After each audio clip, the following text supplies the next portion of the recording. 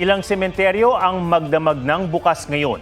Doon nasasalubungin sa undas ang ilang dumadalaw sa kanilang mga yumao gaya sa Loyola Memorial Park sa Marikina. Naroon live si Jamie Santos. Jamie? Ato, may mga bumibisita pa ngayong gabi rito sa Loyola Memorial Park. May one-way scheme nang ipinatutupad sa labas ng libingan para maayos ang trapiko. Ngayong bisperas ng undas, pinili ng ilan na pumunta sa Loyola Memorial Park sa Marikina. Pag 31st, maluwag-luwag pa. Dito at least may ma-parkingan ka pa pero bukas wala na. Reunion din po namin. Oo.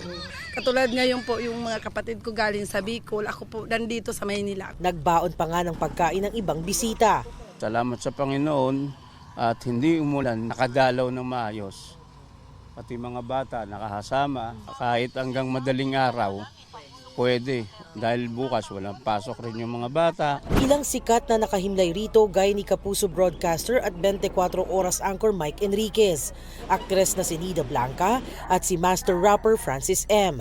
Nasa 11,000 ang pumasok sa Loyola ngayong araw.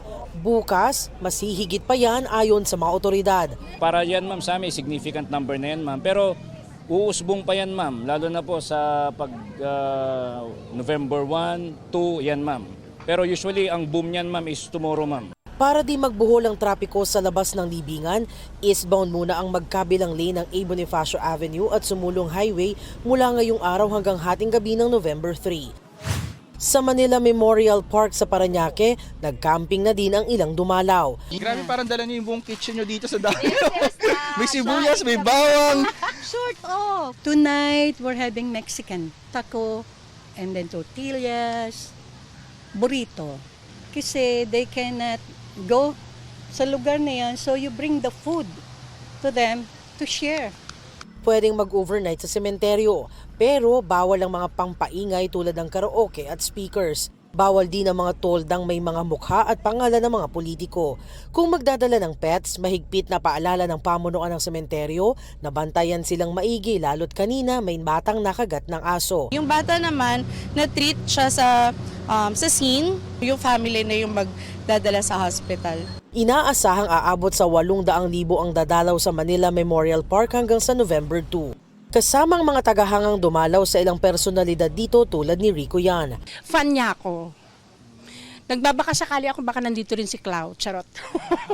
Ang himlayan ni na dating Senador Ninoy Aquino, dating Pangulong Corazon Aquino at dating Pangulong Noynoy Aquino pinadalhan ng bulaklak ni Pangulong Bongbong Marcos at ng Manila City Hall. Sa libingan ng mga bayani sa Taguig, dinalaw ulit ni Lotlot de Leon ang puntod ng kanyang inang si superstar Nora Honor. Bago na ang lapida ng national artist, nakaukit ang kanyang silhouette ng mukha at salitang mami. Bukod sa fans ni Ate Guy, maraming tao rin ang nagbigay pugay sa puntod ng mga dating pangulong nakalibing doon. Atong para sa ligtas, maayos at payapang paggunita ng undas, hinimok ng mga otoridad ang mga dadalaw na sundin ang mga paalala at panuntunan sa Loyola Memorial Park. Yan ang latest. Balik sa iyo, Atom. Maraming salamat, Jamie Santos.